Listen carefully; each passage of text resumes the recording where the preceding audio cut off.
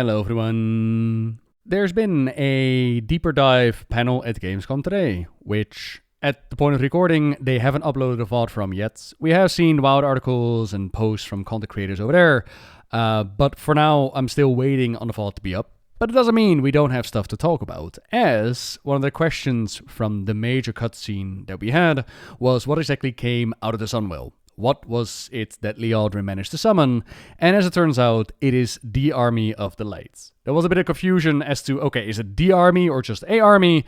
But thankfully, Tellies and Avatel were able to clarify this later. And in this highlight, I talk a little bit about what is the Army of the Light, what is the history, as well as talk about the book that is coming out, as Christy Golden is working on a book which is connected to Trevelyan, Illyria, and Arator. Maybe that book is just moments before the summoning. Let's talk about it. Hope you enjoy. And don't worry, we're going to do the deep dive soon enough. It's just a matter of when is the VOD up and when can I react. Alright. Woo! What did they do to Arator? What did they do to Arator? Where's my boys? My boy is going for the... My boy is going for the look, ain't it? Mr. A, I'm a light sworn mohawk. So if it is the Army of the Light,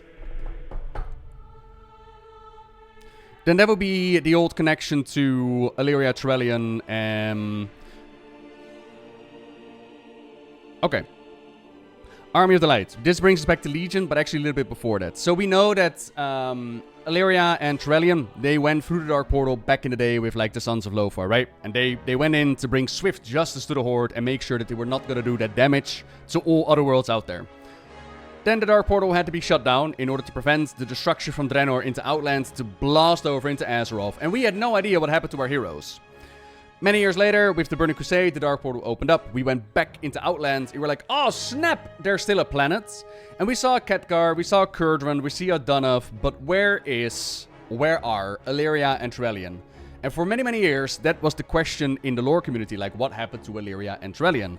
Up to the point where there was like Warlords of Draenor, and we had the garrison, and in the garrison you could put up an inn, and in the inn there would be a special quest giver that was looking for like evidence of Illyria, so they were hinting at it. There were also loading screen tips where they were hinting at nobody's seen Illyria and Trevelyan for years, like, oh snap, they've remembered Illyria and Trevelyan.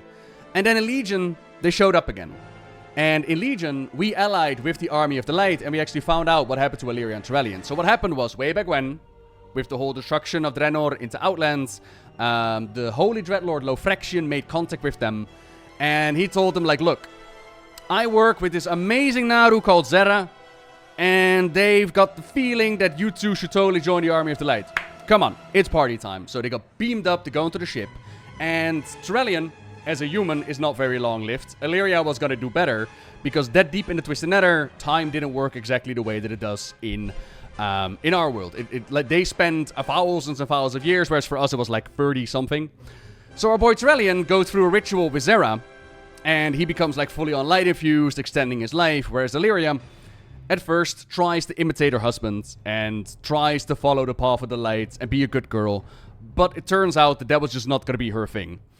Eventually, she learns that the Void can like permakill demons, and she gets into touch with the Void, and she talks to Lofrexian, and Lofrexian just kinda dropped on her, like, oh yeah, there's this super cool, awesome teacher, you should totally not go look for them, don't be bad now, you should totally not look for them, but I'm just saying, his name is Locus-Walker, and you can find him at like that planet, go have fun. So Illyria goes out to hunt Locus-Walker, he didn't tell her where he was, but he told her about the Locus-Walker. So eventually she goes looking for the Locus-Walker, and he teaches her in the ways of the shadow, and she comes back to Trevelyan and Lofrexian, because she had like this vision, very much like Aang from Avatar. She had this vision of her beloved was in trouble, and she quickly went back, used the powers, and exactly, Meridino, exactly. And she saved the day. But then there was Xe'ra, and Xe'ra was like, hold on a moment! You are shadow! You are the darkness that is not allowed! I will eradicate you right now. You might remember how Xe'ra was with Illidan and like trying to enforce the light upon him. Like, this is your destiny, you're gonna listen to me now. With Illyria, she was very much the same. And Trellian was like, don't know what to do. I mean, Xe'ra, please don't kill my wife. And then Lofrexian was like, please don't kill Illyria, she's cool. And Xe'ra was like, alright, you got one shot. You can let go of the darkness, or... And Illyria was like, nah, this is my path, go F yourself. Dragon Boy with the 70, thank you so much. So they threw Illyria in jail. And that's where we showed up. Like, you remember on Legion where, like, their spaceship crashed and we met with Trellian and then Illyria and whatnot? Illyria was in jail by Xe'ra. Because of this whole darkness thing. And that is the Army of the Light. So in essence, the way that we actually got to Argus was because they sent over a piece of Xe'ra. And they threw Xe'ra through like the Great Dark Beyond. And we found that little piece. And then she started to show us this really interesting altered history on Illidan Stormrage. And she was like, that's my boy! That's my child of shadow and light. He is this great destined being. He will flap across the battlefield, all holy infused. And he's gonna smite the darkness. And Illidan obviously was like, nah, lol, I am Illidan, go F yourself, I am my scars, you die now. So that was not exactly prophesized. He kind of went against the prophecy, but that was also kind of the point. The whole point was, like, we create our own destiny. That was the whole idea behind it. And so that is the Army of the Light on Legion that we partied with, like the Golden Ship and the Golden Draenei and the Golden Fighters. And that is apparently what they summoned with the Sunwell. Huh. Sweet. There's an official YouTube short on the main account showing Ian telling us the army coming through the Sunwell is from the Sunwell itself. So the Army of the Light, not the... Oh. Ja, potverdikkie. Kunnen ze dan niet met andere namen verzinnen of zo? Kom ik aan met mijn hele verhaal over... Oh, this is the Army of the Light and this is what they summon. It's like, nah, it's just a Army of the Light. Gets a bit... Jongen. Dan kom ik aan met heel mijn verhaal. Ja, ik krijg toch de tandjes. Oké. Top. Hello, the great Charlie. You said on Twitter that the people summoned in the cinematic by Liadrin were confirmed by Maria to be the Army of the Light. Is that like the Army of the Light? Yeah. Or a Army of the Light? No. The Army of the Light. Her words were the Army of the Light. But if there's any confusion around that, we are going to be talking with her on Saturday. We'll have an interview, fireside chat with her right on stage. So maybe we can kind of delve into that one with her a little bit and get her talking. Because I'm very curious about those kind of paladin figures there. Hi, Arator. He's got tattoos, by the way. I want tattoos as well, man.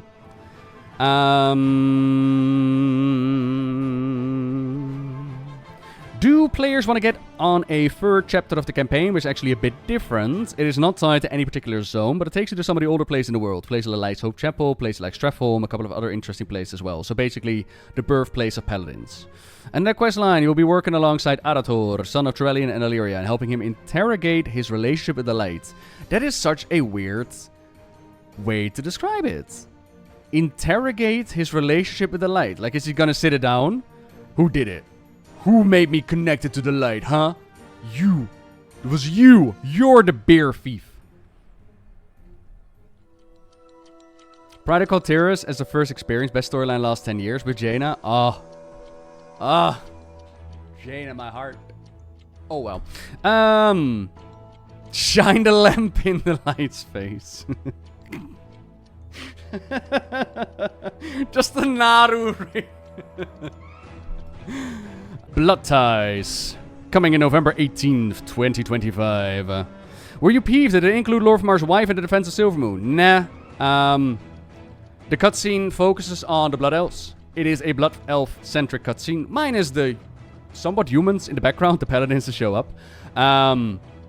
It's the Blood Elves' moment of defense. It is their greatest hour of need.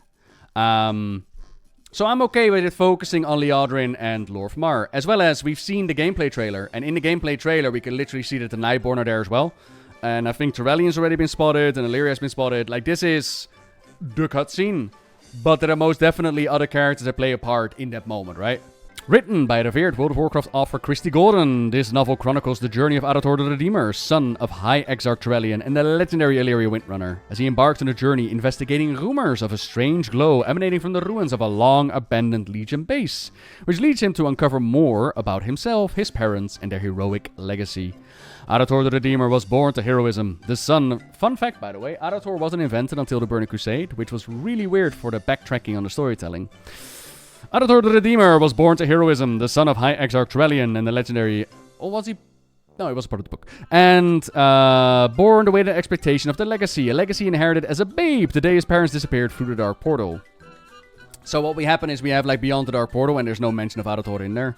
And then we got like a flashback in the Shadowlands book. But that is a lore error, because they have like a flashback where Illyria remembers like her son playing in Stormwind, except by that time she was already gone. So yeah. Illyria and Trellian's journey took them further afield than they intended. While their absence spanned mere decades on Azeroth, the heroes experienced 1,000 years at war against the Burning Legion. If you've not heard that audio drama yet, go check it out on YouTube, 1,000 Years of War. It's phenomenal. A demonic army seeking the destruction of all worlds. When at last they reunited with their son, Arator was a man grown, pledged to the very order of paladins for which they had once fought. And we see Arator on Outlands with a vision about his father dying on this weird-ass world. He tries to find his parents, never does. The Legion fell quickly in the decisive final battle, yet the millennium of distance between the family was less easily conquered. Now, on the other side of recent events in Xel'Atath, Arator embarks on a new journey, investigating rumors of a strange glow emanating from the ruins of a long-abandoned Legion base. Trellian and Illyria volunteer to assist, eager to eliminate their ancient enemy before it can threaten the world anew. As the family delves further into the mystery, Arator works to reconcile his parents' heroic legacy with the flawed people he has come to know. As they were kinda urging, or they're kinda like in the direction of divorce in the short story that they did, but then during the War Within, Trellian and Illyria actually got a lot closer with like the finale in Xel'Atath, in Ashkahet, where she's like, I gotta go confront Xal'atath now, I gotta go girl boss. He sees both his parents and himself, his father's high standards, his mother's intellect, their unwavering commitment to the defense of Azeroth. But Arator exists at the conflux of the greatest strengths and weaknesses. Weaknesses that are revealed as the demonic threat proves to be a former lieutenant of the Burning Legion, intent on using Azeroth to launch a new campaign of destruction. Blood Ties, November 18th. So I was gonna say, like, that's a really long way away, but November is right around the corner right now.